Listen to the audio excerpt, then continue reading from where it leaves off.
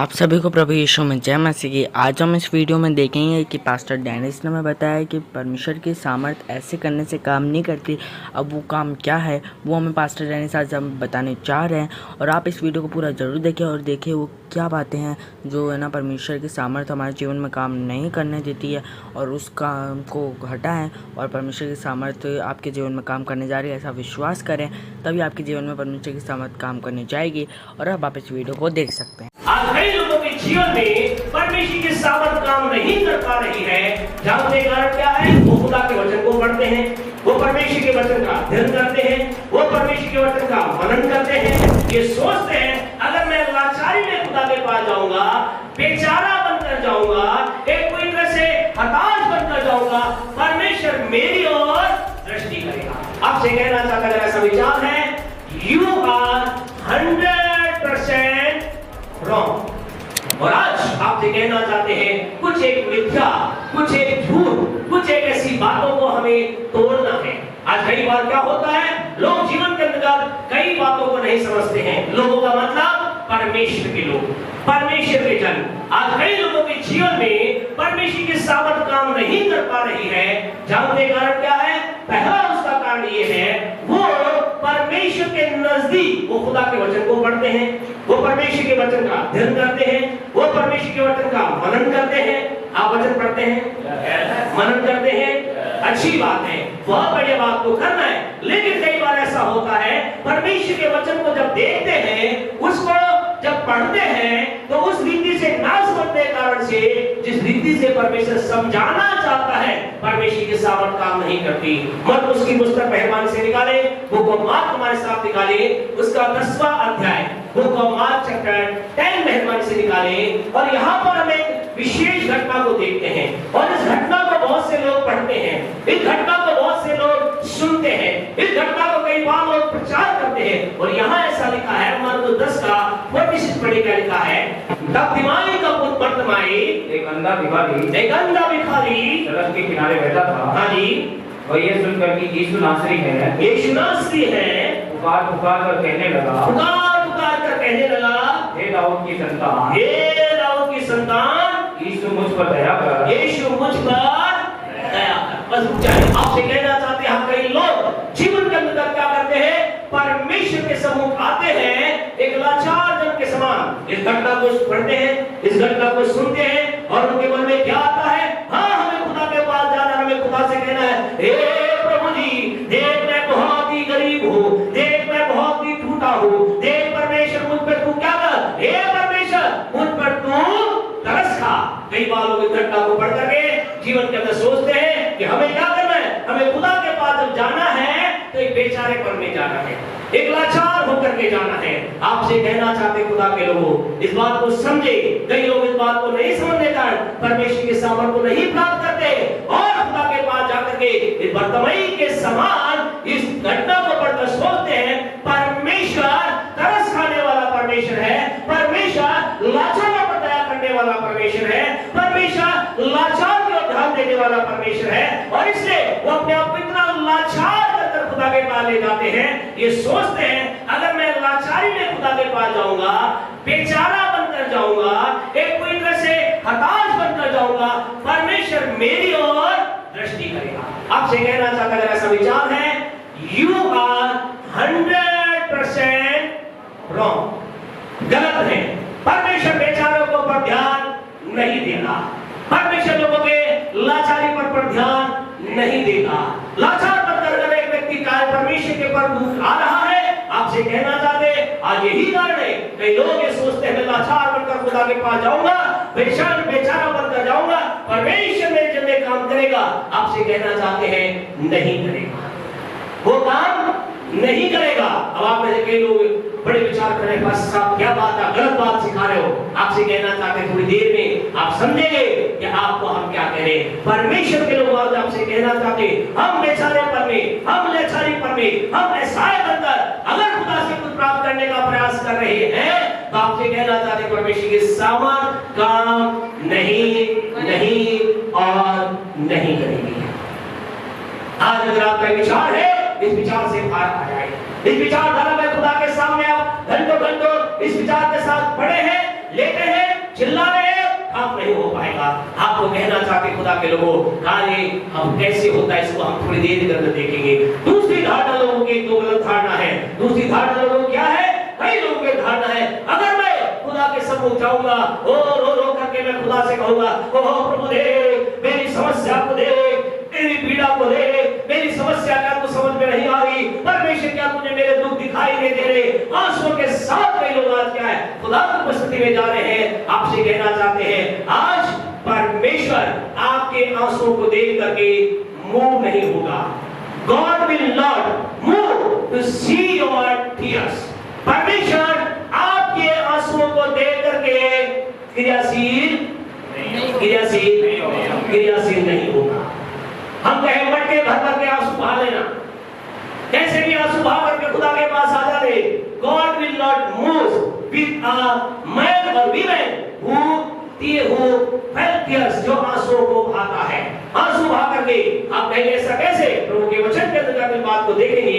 Book of Hebrew chapter 12 मेहरबानी से निकालेंगे। परमेश्वर लोग आज आपसे कहना चाहते हैं, हमें विश्वास की बातों को समझने के लिए से पहले इन बातों को समझना है। Book of Hebrew chapter 12 verse 17 हमारे साथ पढ़ें। इब्रानियों 12 का 17 पढ़ें। हाँ जी। तुम जानते हो कि बाद में जब उसने आशीष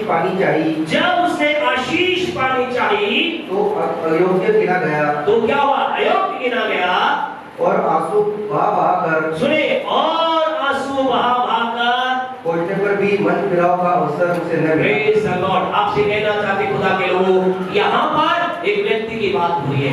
इस व्यक्ति के बारे में क्या लिखा है? इस व्यक्ति ने आंसू बहा करके इसने आंसू बहा करके खुदा से कहा, प्रभु तू मुझ पर दया कर, प्रभु तू मेरे जीवन में काम कर, परमेश्वर तू मेरे लाइफ में काम कर। ऐसा लिखा, आंसू बहा कर भी इसके जीवन के ऊपर परमेश्वर की दया नहीं आई, इसे मन फिराव का अवसर नहीं मिला, परमेश्वर करुणा को इसने प्राप्त नहीं किया। आज आपसे कहना चाहते हैं, don't believe on your tears. अपने आंसू विश्वास ना करें।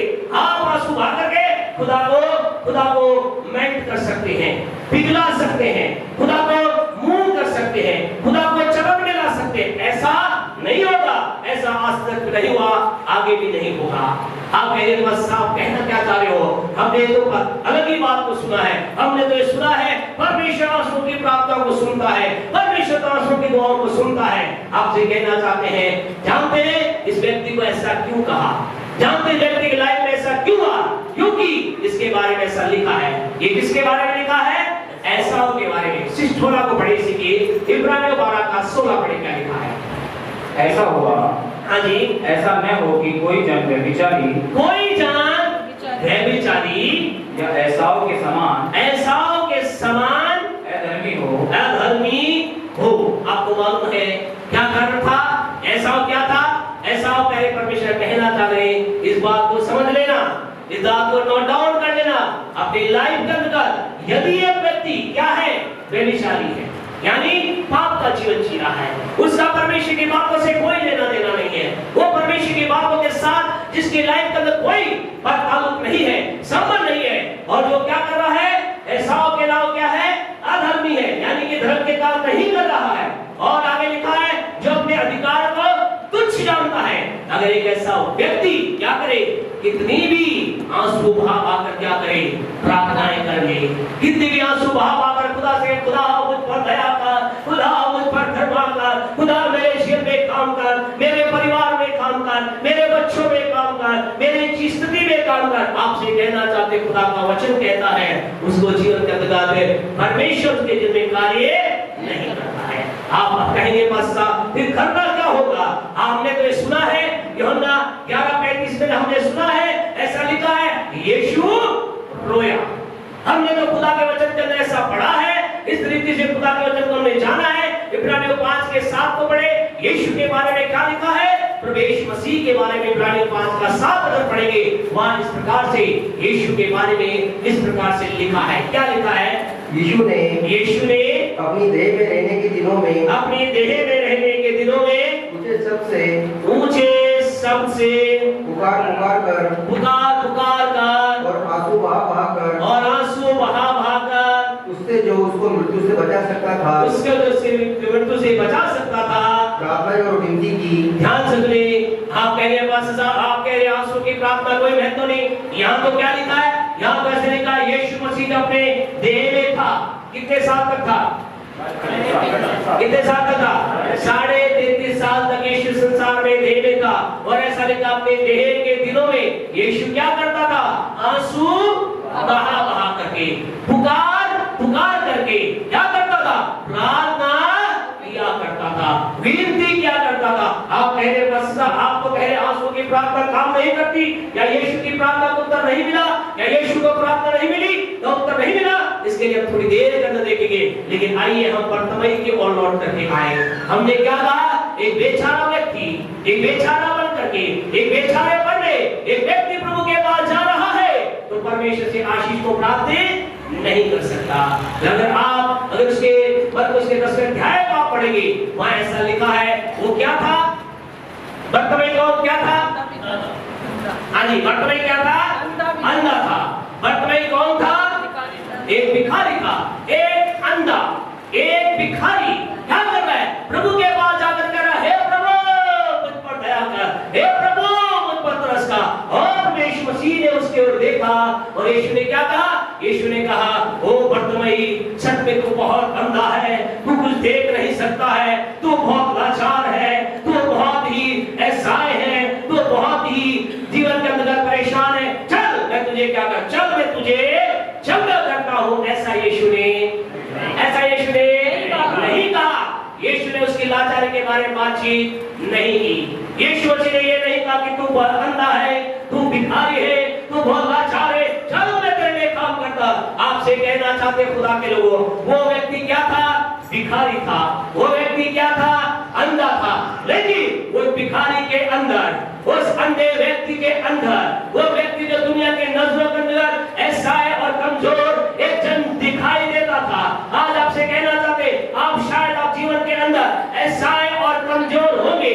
आपकी ऐसाईपन की स्थिति, आपकी कमजोरपन की स्थिति, आपका ऐसाईपन खुदा की सामर्थ को लेकर नहीं आता, क्योंकि जब परमेश्वर आपको देखता है तो परमेश्वर अपनी आंखों के द्वारा, अपने आंखों के प्यारे परमेश्वर कैमरे के द्वारा, जो कैमरे क्या करते हैं, जो एक ईसीजी, बीसीजी और हमारे जो मेडिकल डिपार्टमेंट के लोग जानते हैं किस प्रकार की जांच होती है, एक्सरे और एक्सरे पर क्या होता है, एमआरआई होता है, एमआरआई होता है, ठेरा होता है, जिसमें सब चीजें दिखाई देती है। आपसे कहना चाहते उससे भी कहीं ज्यादा पावरफुल आंखें आपके मेरे यीशु की है, और वो यीशु की आंखें आपके अंदर प्रवेश कर करके किस बात को देख लेती, इस बात को देख लेती जिस बात को यीशु मसीह ने उस अंधे के जीवन में देखी और देख करके कहा। क्या कहा? मरकुस 10:52 पढ़े, क्या लिखा है? यीशु ने उससे कहा, चला जा, तेरे विश्वास ने तुझे चंगा कर दिया। इसलिए हमारे हालेलुया नहीं बोल पा रहे।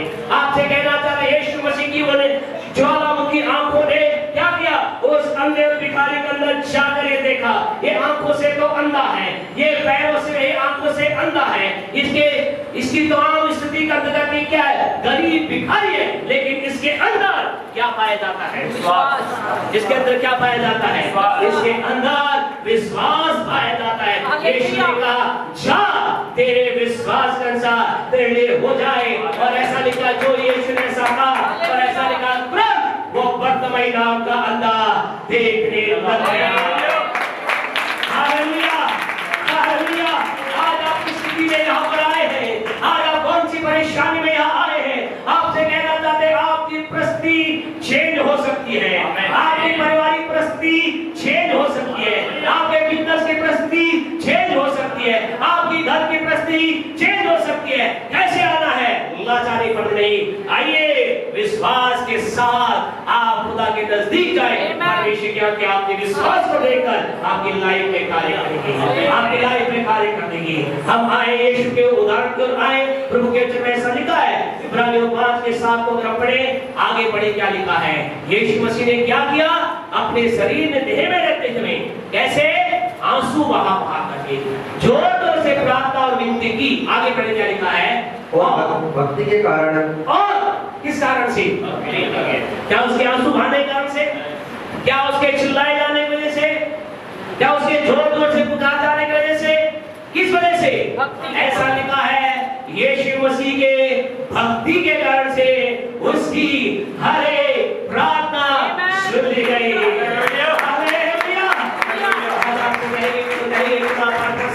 कहना क्या चाहे, आपसे कहना चाहते वो भक्तिपूर्ण व्यक्ति था, यानी कि वो एक धर्मी व्यक्ति था। और प्रभु के वचन में रोमियो की पत्री इसका पहला अध्याय अगर आप निकालेंगे, बुक ऑफ रोमन्स का चैप्टर 1 अगर आप निकालेंगे, वहां ऐसा लिखा है। रोमियो की पत्री इसका पहला अध्याय उसके 17वें वचन के आखिरी लाइन को पढ़े, क्या लिखा है? पढ़े क्या लिखा है? क्योंकि उसने परमेश्वर की धार्मिकता, अरे लास्ट में पढ़े, विश्वास से धर्मी जन जीवित रहेगा। विश्वास से धर्मी जन जीवित रहेगा। आपसे कहना चाहते खुदा के लोगों, उस समय यीशु मसीह ने जो आंसू बहा बहा कर प्रार्थना की, उसकी प्रार्थना इसलिए सुनी गई क्योंकि वो क्या था? धर्मी था। और धर्मी कैसे जीता है? ऐसा लिखा है धर्मी विश्वास के द्वारा जीता है। यानी यीशु मसीह में क्या था? विश्वास था। उसकी लाइफ में विश्वास था। इस विश्वास की वजह से उसकी प्रार्थना सुन ली गई। और आने वाले दिनों में भी ऐसा लिखा है धर्मी जन कैसे जीवित रहेगा? विश्वास से जीवित रहता है। आप सभी का धन्यवाद करते हैं, आपने इस वीडियो को देखा और अच्छे से समझ के वो जो काम होंगे, जो सामर्थ को रोक रहे थे, उसे हटाएंगे और आप प्रभु में बढ़ेंगे। ऐसा करने जा रहे हैं, इसके लिए धन्यवाद करते हैं। और प्लीज़ सब्सक्राइब कर दीजिए ताकि ऐसे वीडियो आप तक पहुंच सके, और जल्दी से सब्सक्राइब करके और वचन भी शेयर कर दीजिए ताकि दूसरों तक भी ऐसी बातें पहुंच सके। आपका